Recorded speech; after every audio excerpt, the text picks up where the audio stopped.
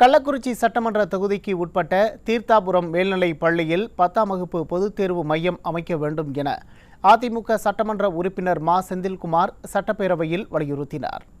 இந்த பள்ளியின் அருகாமையில் இருக்கிற தாகம் தீர்த்தாபுரம் அரசு மேல்நிலைப் பள்ளியில் அருகாமையில் இருக்கிற ஊரெல்லாம் சேர்த்துக்கலாம். பூண்டியில் ஒரு ஸ்கூல் இருக்குது, மெட்ரிக் மேல்நிலைப் பள்ளி இருக்குது. அதே போல் ராயப்பனூரில் ஒரு மெட்ரிக் மேல்நிலைப் பள்ளி இருக்குது. அங்கே இருக்கிற மாணவர்கள் எல்லாமே சின்ன சேலம் போய் தான் அங்கே பரீட்சை எழுத வேண்டிய சூழல் இருக்குது. சின்ன சேலத்துக்கு நம்ம தியாகம் தீர்த்தாபுரம் கிட்டத்தட்ட 11 கிலோமீட்டருக்கு மேலே இருக்குது. அங்கே போக்குவரத்து சிக்கல் இருக்குது. மாணவர்கள் இங்கேருந்து கொண்டு போய் படிக்க வைக்கிறதுக்கு அங்கே இருக்க சுற்றுச்சூழல் பாதிப்பு இருக்குது.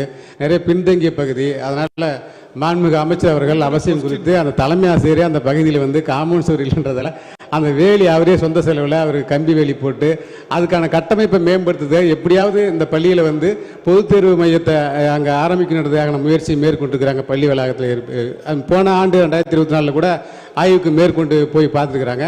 2013 மாண்புமிகு அம்மா அவர்களின் ஆட்சி காலத்தில் தான் அந்த பள்ளி அப்கிரேடாக அந்த தரம் உயர்த்தப்பட்டது.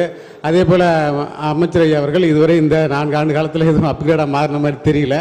நிறைய பள்ளிகள் முயற்சி அந்த பள்ளிக்கு மிக அவசியமாக பொதுத் தேர்வு எழுதுவதற்கான ஆவணம் செய்து கொடுக்குமாறு மாண்புமிகு அமைச்சர் அவர்களை பேரவைத் தலைவர் வாயிலாக கேட்டமைக்கிறேன்.